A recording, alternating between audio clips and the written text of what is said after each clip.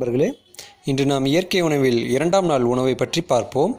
இதற்கு முதலில் காலையில் அதிகாலை நம்ம எப்பயும் போல் காலை கடன்லாம் முடிச்சுட்டு பயிற்சியை முடிச்சுட்டு ஜூஸ்க்கு வந்துடுங்க. ஜூஸ் பார்த்திங்கன்னா 2 கைப்பிடி கருவேப்பிலை நல்லா கொழுந்தா 2 கைப்பிடி கருவேப்பிலை எடுத்து சிறிது தண்ணீர் கலந்து மிக்சியில் நல்லா அடித்து எடுத்துக்குங்க. மிக்சியில் அடித்த ஜூஸை வடிகட்டி சக்கையை தனியாகவும் ஜூஸ் தனியாகவும் எடுத்துக்கங்க.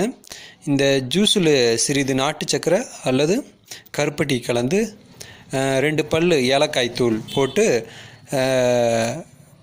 மிக்சியில் அடித்து அந்த ஜூஸை காலை பானமாக குடிச்சிடுங்க. அடுத்தது இந்த கருவேப்பிலை சக்கரை இருக்குது இல்லைங்களா, அதில் சிறிது தண்ணீர் கலந்து தலைக்கு நல்லா அப்ளை பண்ணிக்கோங்க. அப்ளை பண்ணி ஒரு 1/2 hour கழித்து குளியல் கருவேப்பிலை குளியல் அன்று எடுத்துக்கொள்ளலாம்.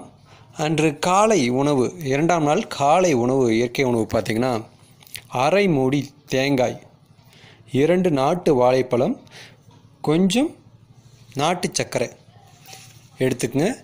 இது காலை உணவு, இதுவே போதுமானது. மதிய உணவுக்கு முன்பு பசித்தால் ஏதாவது ஒரு பழ ஜூஸ் எடுத்துக்கொள்ளலாம். மதிய உணவாக 3 சாத்துக்குடி பழத்தை அப்படியே உரித்து சாப்பிட வேண்டும். அதோடு 50 கிராம் பச்சை வேர்க்கடலை, அதை முந்தைய நாளே 24 மணி நேரம் ஊற வைக்கணுங்க. ஊற வச்சு எடுத்து ஒரு காட்டன் துணியில் கட்டி ஈரத்துணி கட்டி வைத்திடும். இதுதான் இன்றைய மதிய இரண்டாம் நாள் மதிய உணவாக எடுத்துக்கொள்ள வேண்டும்.